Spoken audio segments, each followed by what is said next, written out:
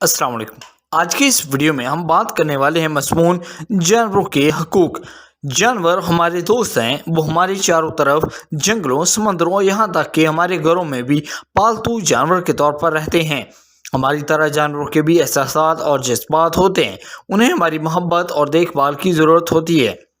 वो खुशी, दर्द, खौफ और मोहब्बत महसूस करते हैं, इसलिए उनके हकूक़ को समझना और उनका एहतराम करना हमारे लिए ज़रूरी है।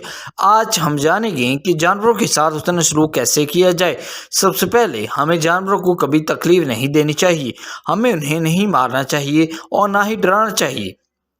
इसके बजाय हमें उनके साथ नरमी और एहतराम से पेश आना चाहिए।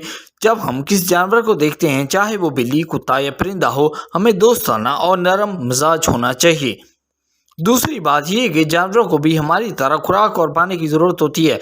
अगर आपके पास कोई पालतू जानवर है तो उसे हर रोज़ खाना खिलाना और ताज़ा पानी देना यकीनी बनाएं। अगर आप को कोई आवारा जानवर नजर आए तो आप उसे कुछ खाना और पानी भी दे सकते हैं, ये उन्हें खुश कर देगा। तीसरा, जानवरों को रहने के लिए महफूज जगह की ज़रूरत होती है। अगर आपके पास कोई पालतू जानवर है तो यकीनी बनाएं कि उनके पास आरामदायक बिस्तर या आराम करने की जगह है। जंगली जानवरों को भी अपने घरों की ज़रूरत होती है, इसलिए हमें उनके रिहाइश गाहों को परेशान नहीं करना चाहिए। चौथी बात, हमें कभी भी जानवर को छेड़ना या पीछा नहीं करना चाहिए।